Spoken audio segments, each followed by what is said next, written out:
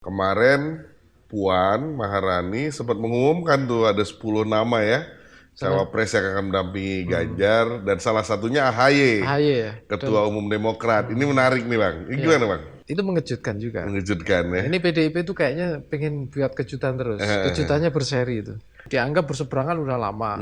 Pak SBY dan Bu Mega kan gitu. Dianggap bukan musuh bebuyutan sih, cuma susah dipertemukan gitulah kira-kira gitu. Jadi untuk sementara saya lihat panggung perhatian publik untuk bursa cawapres ya, itu masih dimainkan dalam tanda petik ya.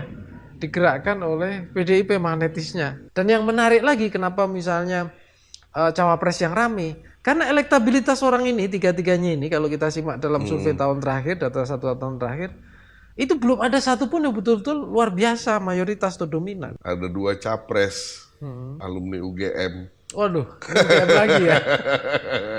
Abang ini sebagai dosen akademisi UGM gitu, kemana nih suara abang? Aduh. Nah ini.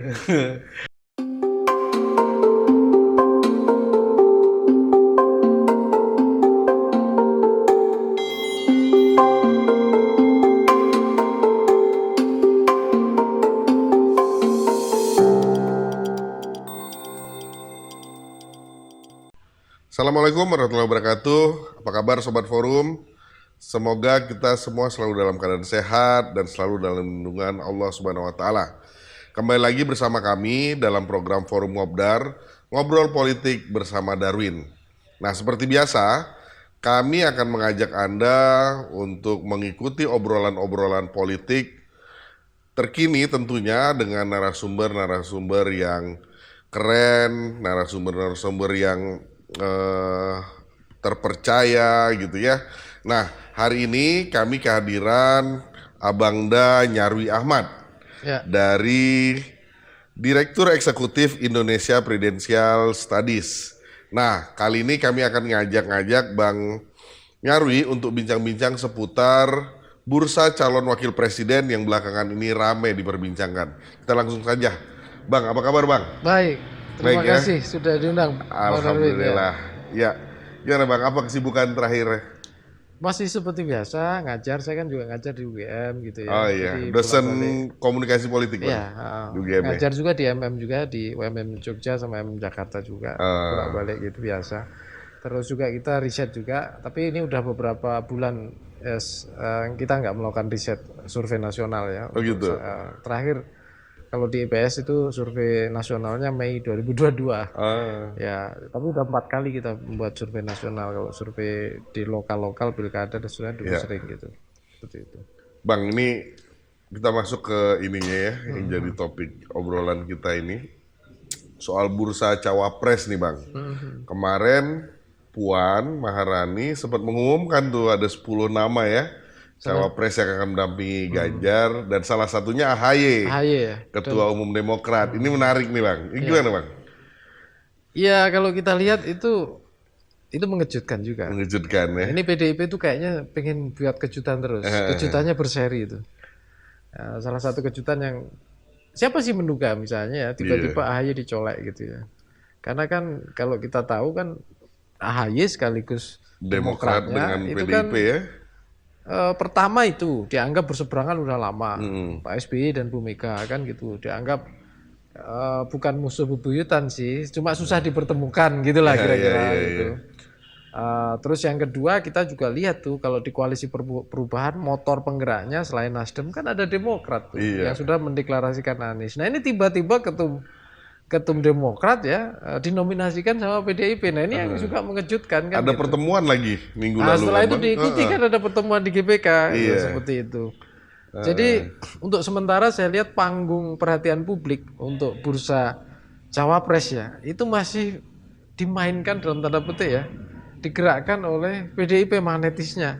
Jadi partai-partai lain itu masih melihat apa yang dilakukan oleh PDIP khususnya di sini ya yang dipercaya sebagai ketua tim pemenangan itu Mbak Puan. Jadi hari-hari ini ya dan mungkin minggu-minggu ke depan ini statement Mbak Puan memang ditunggu-tunggu. Jadi kira-kira Mbak Puan ini nama-nama itu siapa saja. Nah kemarin disebut 10 salah satunya AHY. Nah kemarin ada elit-elit juga dari PDIP juga kan yang memunculkan nama baru Ya, sebelumnya kita dengar Pak Basuki Hadimulyo katanya gitu. Bahkan jauh sebelumnya ada Pak Imam Besar Masjid Istiqlal, Pak Nazarudin Umar. Ya, belakangan kemarin gitu ya. Itu ada Pak Muhadjir. Ya kan? Itu kalau nggak salah Mas Ahmad Basarah ya yang bikin statement bersama itu ya. Nah, cuma bedanya kalau Basuki itu langsung tegas nolak. Saya ini birokrat katanya gitu. Bahasanya saya birokrat bos gitu ya. Dengan gayanya Pak Basuki gitu. Nah ini kan akhirnya bursa cawapres ini jadi lebih ramai dibanding capresnya sendiri Bang ya. Nah ini yang menarik untuk 2024 ini ya. Dan ini belum pernah kan kita lihat di pemilu sebelumnya. Kalau pemilu sebelumnya itu memang bursanya bursa capres. Iya. Koalisi plus capres. Nah, yang membedakan kita nggak usah jauh-jauh lah 2019. Yang membedakan adalah nama-nama capres oleh blok koalisi paling tidak ya.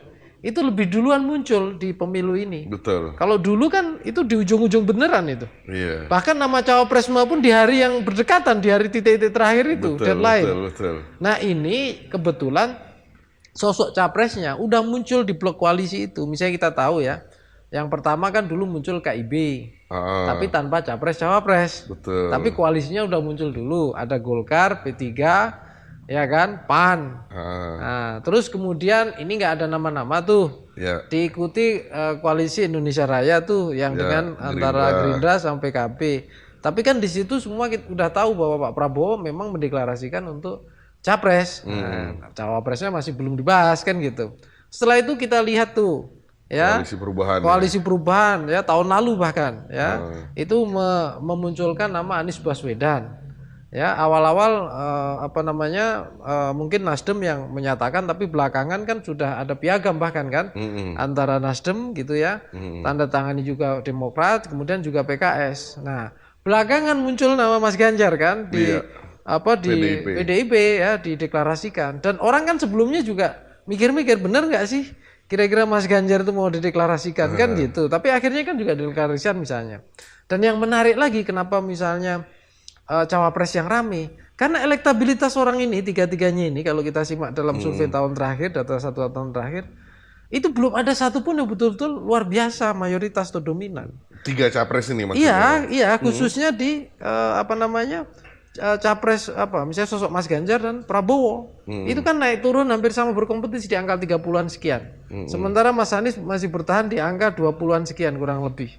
Nah karena ini juga geraknya juga nggak kemana-mana kelihatannya sampai hari ini, maka bursa cawapres itu menjadi ramai. Belum lagi gitu ya, karena presidensial threshold ya. Itu partai yang mampu menominasikan pasangan capres-cawapres itu hanya partai tertentu, dan itu hanya satu, PDIP. Nah yang lain butuh koalisi. Nah partai-partai yang lain ini kan berebut tiket juga untuk cawapres, karena ada soal peluang kotel efek, ada soal juga menominasikan atau mencarikan panggung terbaik untuk pimpinannya, atau membangun rasa percaya diri gitu ya untuk pileknya nanti kalau dia punya figur cawapres. Makanya ini perang atau kontestasi antar elit ini di sini hari ini kita masih diramaikan dengan kontestasi tokoh-tokoh dalam cawapres. Dan yang menarik lagi, ini berlangsung tidak satu blok saja masing-masing, tapi sosok figur ini juga disaling nominasikan satu sama lain di blok koalisi. Contohnya misalnya ya, kita tahu kayak nama Erick Thohir misalnya, itu kan dimention disebut tidak hanya oleh Mbak Puan, tapi oleh PAN juga selalu dibawa kemana-mana kan. Ya kemarin misalnya sempat disebut waktu kongres Jawa Tengah katanya bisa juga ke Mas Ganjar, tapi juga ketemu Pak Prabowo, ini juga ada peluang ke Prabowo gitu ya.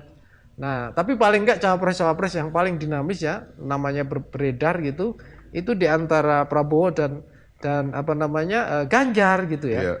Dan belum lagi tokoh-tokoh NU yang kemudian banyak tokoh ini kebetulan nama-nama yang masuk elektabilitas tinggi, Sandi ya, Erik gitu kan, termasuk Pak Mahfud itu kan diasosiasikan dengan NU ya.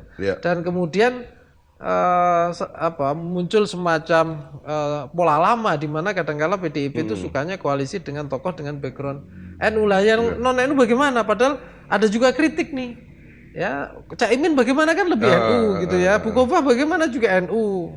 Sampai muncul kan istilah-istilah ini NU natural, Pak, NU naturalisasi kan gitu. Seperti sepak bola itu loh ya. Gitu. Nah ada yang menarik nih Bang, koalisi perubahan Koalisi Perubahan itu capresnya Anies Baswedan, sementara di dalamnya itu gembar-gembornya AHY ya, cawapresnya. Sementara AHY udah andaikan AHY atau Demokratnya nyebrang ke PDIP, apa yang terjadi dengan Koalisi Perubahan itu menurut kacamata Abang? Kalau dari kalkulasi regulasi presidensial threshold, jelas tidak peluang untuk menominasikan pasangan capres-capres hilang peluangnya. Artinya bubar. Dia harus mencari satu partner minimal. Dan partner itu yang potensial ya tentu partner yang secara basis organisasi politik, mesin politiknya kuat gitu. Secara kepartian juga punya background yang bagus misalnya, atau yang ketiga ini yang penting, punya figur yang misalnya bisa menawarkan figur capres yang daya elektabilitasnya bagus. Nah sayangnya seringkali yang ketiga-tiganya ini secara akumulatif susah dipenuhi. Yang pertama kedua ada aja bisa, tapi yang ketiga belum tentu dapat. Ya misalnya contoh deh, Golkar misalnya ya, tiba-tiba ikut mensupport kalau ini keluar gitu ya, Demokrat.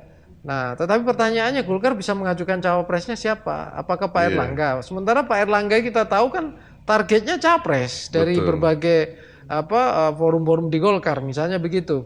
Nah, sementara kita tahu juga elektabilitas Pak Erlangga dalam berbagai data survei lembaga kredibel itu elektabilitas sebagai capres maupun cawapres itu juga akselerasinya kurang bagus gitu loh. Nah di sini tentu ada dilema-dilema ya, kecuali memang Golkar misalnya ya contoh berkoalisi tanpa harus mengajukan figur cawapres. Tetapi ini juga belum tentu. Sekarang juga masih saya kira belum ada kepastian. Karena kalau kita simak dari beberapa minggu yang lalu, ya bahkan saya sempat dengar kan Golkar mau membentuk blok koalisi sendiri kan gitu. Walaupun KIB Koalisi Indonesia Bersatu, yaitu tinggal Golkar sama PAN kan hari ini gitu. Nah, saya kira itu juga kurang maksimal gitu loh. Ya. Nah, pertanyaannya Golkar mampu menarik gitu untuk koalisi perubahan atau koalisi perubahan yang bisa menarik KIB 2 ini, PAN sama Golkar. Tapi PAN saya skeptis juga. Sepertinya PAN itu punya tradisi akan bergabung kepada peluang yang lebih besar untuk menang ya. Pertanyaannya apakah ke Ganjar Pranowo PDIP atau ke Prabowo kan gitu. Nah, kalau ke Prabowo ini kan ada pengalaman berkali-kali dengan Prabowo nggak berhasil terus untuk menangi Pilpres gitu ya. Walaupun ujungnya juga dapat menteri juga kan gitu. Nah, beberapa hari lalu kan P3 juga mengumumkan mendeklarasikan cawapresnya Sandiaga Uno kan. Nah, apakah Sandiaga ini, karena P3 kan udah merapat ke PDIP Bang. Ya. Apakah akan jadi cawapresnya Ganjar apa gimana? Itu gimana menurut Abang lihat? Ya, Sandi ini punya banyak peluang atau indikator yang secara kriteria cukup banyak ya, varian-varian yang menunjukkan dan peluang elektabilitasnya juga lumayan dia kan untuk menjadi capres tinggi. Yang pertama misalnya ya, dari data-data survei, basis survei yang ada itu daya elektabilitas dia cukup besar, rata-rata 15 bahkan bisa lebih tergantung ya overall secara nasional untuk cawapres ya. Bahkan saya sendiri pernah melakukan beberapa survei dari tahun 2020 ya. Nama Sandi itu untuk cawapres paling atas. Oh iya. Sebelum yang lain muncul. Sebelum dia menjadi menteri pariwisata. Parekraf. Tapi angkanya juga kalau dibandingkan sekarang ya nggak terlalu banyak. Istilahnya hanya berkisar di angka kurang lebih 15%. Pernah sampai 20 sekian pernah. Tapi sekarang karena nama udah makin banyak, maka bersaing ketat di angka kurang lebih 15%. Ya malah Erick Thohir yang tiba-tiba ini dari 2%, kita masih ingat waktu survei-survei awal itu 2020, itu 2%-an sekian, tapi tiba-tiba sampai 14-an ya sekarang yang kita dengar. 14 bahkan ada 15 atau berapa. Nah, ya peluang Sandi banyak, secara elektoral jelas ada basis yang bisa jadikan andalan lah ya, artinya itu. Terus yang kedua juga sudah masuk ke partai. Partai politik di situ P3 ya, bahkan dapat posisi strategis kepala badan pemenangan kalau nggak salah. Nah, terus yang ketiga bahkan sudah dinominasikan oleh P3 untuk menjadi figur cawapres kan gitu. Nah, yang keempat sebenarnya juga walaupun variabel ini dianggap tidak terlalu penting ya, dia juga dianggap representasi luar Jawa misalnya begitu ya, karena Mas Ganjar ini kan Gubernur Jawa Tengah orang Jawa misalnya begitu ya. Nah, terus yang berikutnya juga ini dia juga figur tidak hanya pengusaha, tapi pengalaman dia sebagai mantan wakil gubernur, pengalaman dia sebagai teknokrat, menjadi menteri, itu juga dianggap sebagai satu poin juga ya. Selain dianggap dia punya kemampuan untuk mengkonsolidasikan sumber daya kampanye, seperti itu misalnya. Jadi ya ada beberapa peluang. Nah, tapi pertanyaannya ya, apakah PDIP punya alternatif yang lebih baik? Nah, siapa tahu kan kita nggak ngerti juga. Terus yang kedua misalnya, apakah PDIP juga merasa, terutama di sini Mas Ganjar ya, chemistry-nya lebih cocok yang mana nih di antara berbagai alternatif ini? Dan lebih yakin mana seandainya nanti untuk memenangkan pertarungan dengan yang lain ya, baik untuk menang Pilpres maupun nanti kalau misalnya seandainya menang itu mengelola kekuasaan. Ini saya kira banyak hitungan. Kalau mengacu apa yang disampaikan oleh Mbak Puan kemarin, ada 10 nama Bang. Ya, yang diumumkan masuk bakal calon cawapres tuh. Cawapresnya yang akan mendampingi Ganjar. Artinya memang banyak sekali memang nama cawapres yang beredar ini ya. Jadi PDIP akan kemana juga sampai sekarang belum kebaca sama publik ya Bang. Nah, tapi itu lebih baik ya dibandingkan periode sebelumnya ketika kayak seperti PDIP itu tidak membuka ruang untuk diskusi soal wacana siapa yang menjadi cawapres atau capres zaman-zaman dulu, zaman Pak Jokowi misalnya. Saya kira sekarang lebih terbuka ya. Cuma pertanyaannya memang sentralistik partai saya lihat masih dominan. Artinya partai yang seperti partai mencari kayak talent seeking gitu ya. Mencari talent mana yang paling tepat, paling bagus gitu ya. Nah, tentu saja ini dikaitkan dengan ruang kompetisi. Siapa nanti kompetitornya? Ya jelas kalau capresnya sudah kelihatan. Pertanyaannya formasi capresnya di masing-masing blok capres atau blok koalisi siapa kan gitu. Saya kira itu strategi juga untuk menjaga berbagai kemungkinan. Nah, cuma tentu di sini ya PDIP saya kira juga perlu lebih hati-hati dan selektif juga ya. Selektif tidak hanya siapa namanya juga, tapi momentum mengumumkan juga. Nah, itu PDIP Bang dengan capresnya Ganjar. Kalau kita nyebrang ke Gerindra yang capresnya Prabowo dan belakangan kita lihat cawe-cawenya Jokowi kelihatan seakan-akan mendukung Pak Prabowo kan gitu. Juga belum kelihatan cawapresnya. Abang ngeliatnya gimana? Kalau saya lihat nih tarik menarik ya antara, walaupun ya itu seringkali tidak disampaikan ke publik ya, antara khususnya di kursi 3 cawapres ya, antara PKB sama Gerindra belum selesai. Ya, saya yakin kok Caimin itu menginginkan 3 cawapres gitu ya. Cuma kan mungkin ada pertimbangan lain, entah karena momentumnya misalnya belum saatnya diumumkan, atau mungkin ada alternatif yang lain yang dipikirkan lebih baik misalnya begitu. Karena kan bukan masalah tiket capres-cawapresnya juga. Tapi pertanyaannya kalau nanti maju di blok koalisi ini di Pilpres, itu bisa menang apa enggak kan gitu. Nah, itu kan juga penting kan, siapa lawannya juga gitu kan. Nah, iya tapi memang dari sisi kemampuan mengelola panggung ya untuk daya tarik visibilitas media maupun ke pemilih, saya lihat blok koalisi Indonesia Raya ini Gerindra PKB itu memang agak lambat ya, maksudnya tidak seperti PDIP yang menjadi pusat perhatian ya blok koalisi PDIP. Selain bahwa blok koalisi PDIP ini diuntungkan juga PDIP sendiri sebagai partai yang dengan kursi yang jumlah besar gitu loh, sehingga partai-partai kecil beberapa itu udah merapat. Selain misalnya kayak partai punya kursi parlemen ya, P3 kan udah, Hanura juga, Perindo juga, bahkan nanti konon katanya ada makin bertambah misalnya begitu. Nah, yang Gerindra sama PKB ini kita lihat kan baru silaturahim aja, misalnya ada dengan PAN, dengan yang lain gitu ya, dengan sementara capresnya udah jelas kan.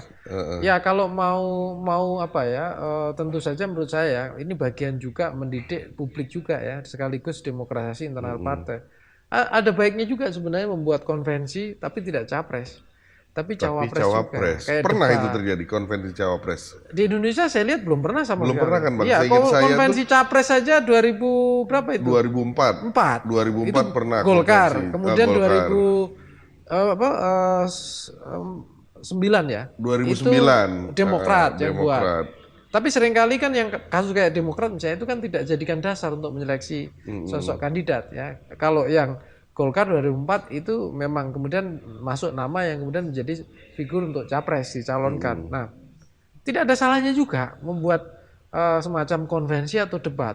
Jadi ada dua kan. Jadi satu kriteria dengan cara misalnya tim partai, tim koalisi itu menggodok dengan kriteria-kriteria itu.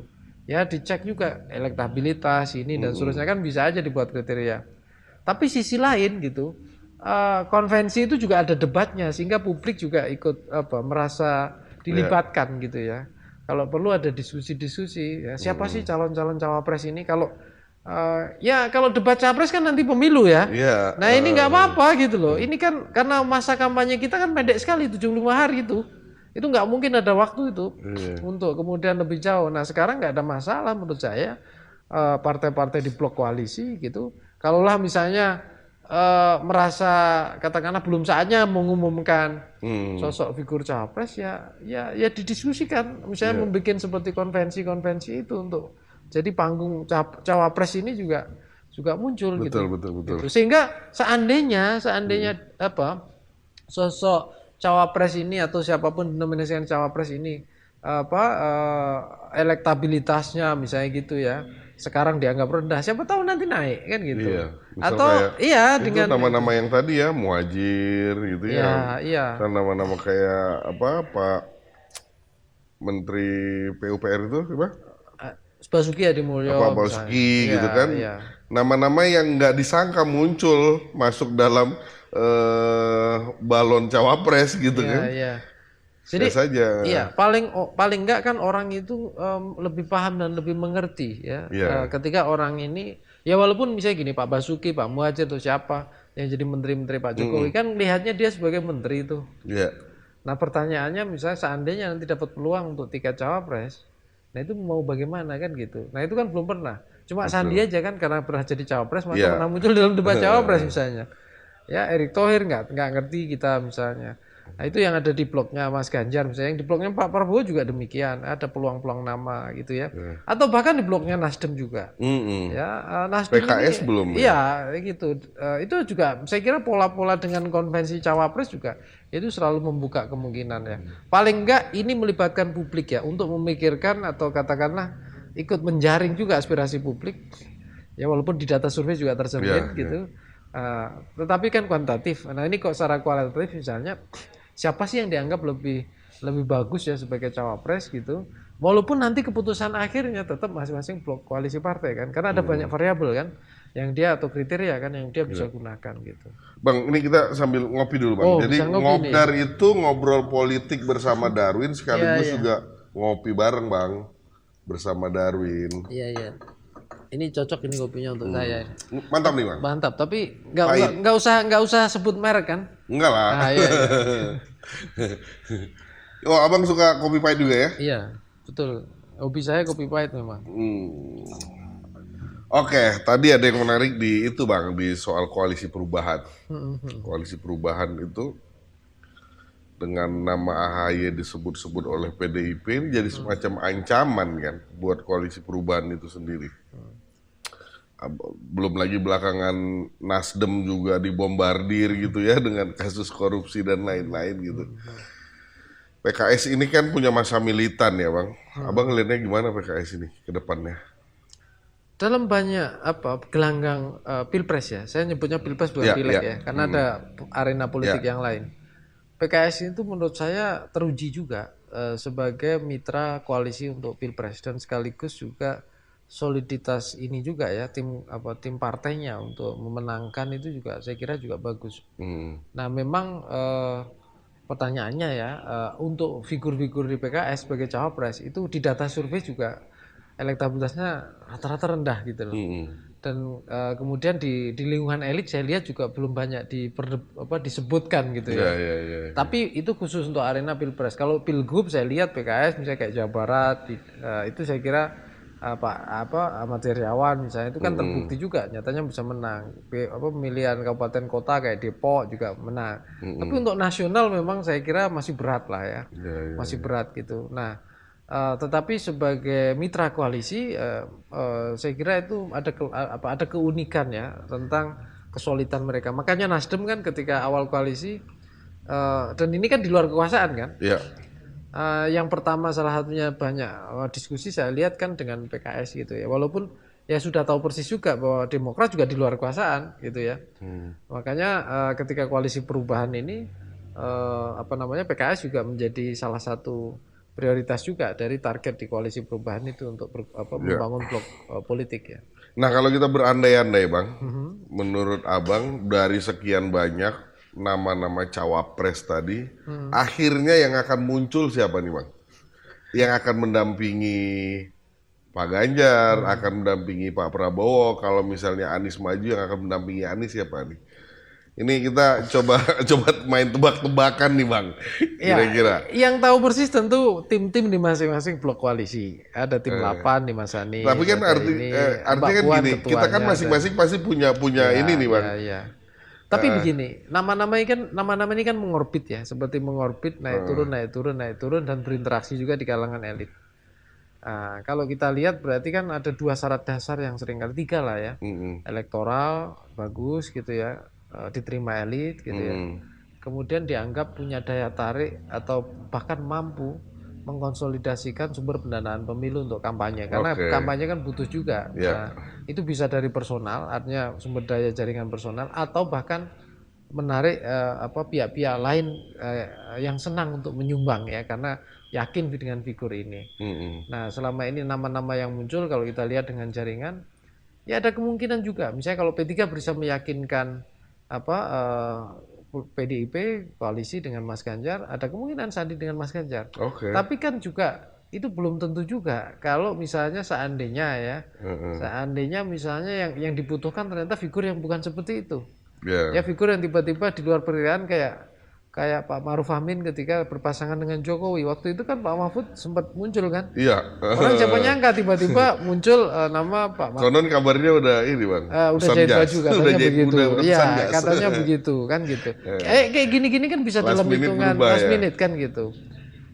Tetapi Erick Thohir juga masih berpeluang untuk bisa masuk ke Mas Ganjar ya. Itu dari sisi elektabilitas dan variabel yang lain ya. Tapi ini semua bisa berubah menurut saya gitu. Nah, Prabowo bagaimana? Saya yakin ya prioritas nama pertama yang masih dalam pertimbangan yaitu Caimin. Tetapi pertanyaannya seberapa yakin gitu ya? Caimin itu daya akselerasi elektabilitasnya mampu untuk memenangkan. Tapi kenapa saya bilang begitu? Karena sekarang begini, kita tahu kan elektabilitas Prabowo itu kan kalau dibandingkan Mas Ganjar itu basisnya kan juga ada beberapa basis yang tidak sepenuhnya solid ya. Misalnya kayak Jawa Tengah itu masuk kan nggak mungkin sampai dominan kan. Itu basisnya Mas Ganjar misalnya. Caimin misalnya di Jawa Timur gitu ya. Kalau Prabowo bisa maksimal Jawa Timur ya dia butuh figur-figur juga kan. Nah figur kayak tokoh dari NU yang seperti PKB juga yang saya kira itu juga jadi andalan. Nah termasuk mengkonsolidasikan wilayah-wilayah yang lain. Karena ini kan ada variabel pertimbangan pemenangan juga selain nanti ketika berkuasa itu kira-kira bagaimana pola relasinya. Tapi pertanyaannya juga gini, kalau seandainya Prabowo juga benar-benar nggak yakin gitu ya dengan Caimin, bisa jadi ada kejutan. Ya tiba-tiba Pak Prabowo dengan Pak Mahfud misalnya. Pak Mahfud pernah jadi ketua tim suksesnya pemenangan ya 2000 berapa itu? 14 apa 19 bukan ya? 19 saya lupa ya. Itu pemenangan itu masuk pemenangan ketua tim pemenangannya Pak 2014. 14. Ya, pemenangannya Pak Prabowo itu. Artinya pengalaman kerja Pak Prabowo dengan Pak Mahfud ada. Dan nama Mahfud MD ini popularitas ininya juga lumayan di elektorat ya. Pertanyaannya diterima elit apa enggak kan gitu untuk yang mendukung blok koalisi kan gitu. Karena NU walaupun sama-sama punya potensi NU dan ini kita NU itu kan juga banyak variannya, banyak kelompok. Nah kalau Anies gimana Bang? Anies ini bakal dapat cawapres atau Aniesnya juga bakal nggak jadi capres gitu? Nah gimana, Bang? Kalau koalisi yang Anies ini ya, koalisi bikin berdebar-debar kan gitu. Iya. Ini bukan hanya namanya bisa jadi kalau nggak koalisi, ini kan koalisi perubahan namanya. Tapi juga koalisi berubah-ubah nanti bisa jadi. Karena bayangkan kalau Demokratnya keluar gitu ya. Kan pengusung koalisi awal kan 3 partai. Ada Demokrat selain PKS sama Nasdem. Nah seandainya benar-benar keluar gitu, karena peluang Demokrat misalnya AHY misalnya bisa jadi ke Mas Ganjar itu juga ada peluangnya gitu. Nah berarti kan butuh partner baru ya kan. Yang tadi saya sebut misalnya Kalau bayangan saya atau prediksi saya yang paling memungkinkan dan dekat dari sisi aspek historisitas pimpinan partai ya, itu Golkar. Ya, karena Pak Surya Paloh kan pernah di Golkar juga. Golkar akan masuk ke koalisi perubahan. Iya. Tapi pertanyaannya ya, itu kalau Golkar nggak bikin blok koalisi sendiri loh. Iya. Ya, pertanyaannya gitu, seberapa yakin gitu ya, Golkar bisa bergabung ke situ atau berapa confident. Terus bahkan ini pertanyaan yang paling serius, seberapa berani? Ya, karena biasanya Golkar itu kan jarang ya, mengambil pilihan-pilihan politik ekstrim, yang pertaruhannya terlalu besar, gitu kan. Nah, jarang sekali. Biasanya dari dulu itu ya Golkar akan selalu berteman dan ada dalam berbagai kekuasaan. Di posisi aman. Iya, seperti itu. Nah, itu. Nah, ya menarik. Nah, tapi pertanyaannya balik lagi soal nama. Kalau misalnya pun didukung oleh kayak Golkar gitu ya.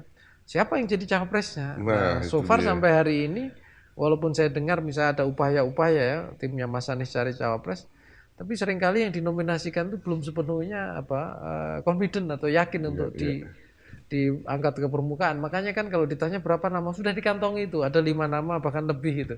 Tapi kemudian nama siapa, nah itu kita nggak dengar-dengar kan gitu.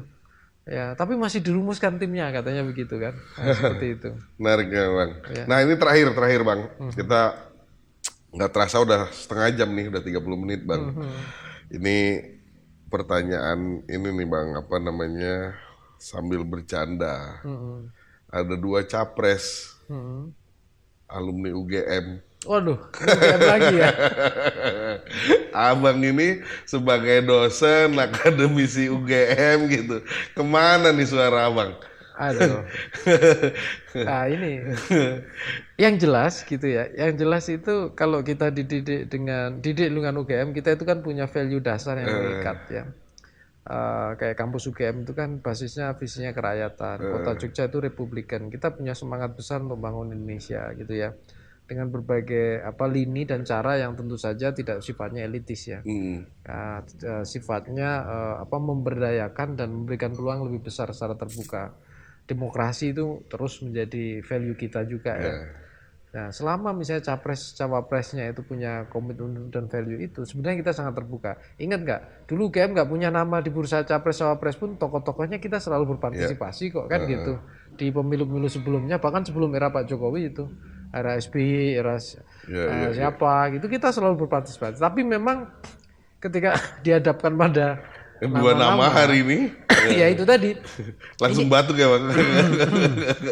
Ya bukan batuk-batuk gini ya. Ini alumni juga punya preferensi sendiri-sendiri. Ya, alumni punya preferensi.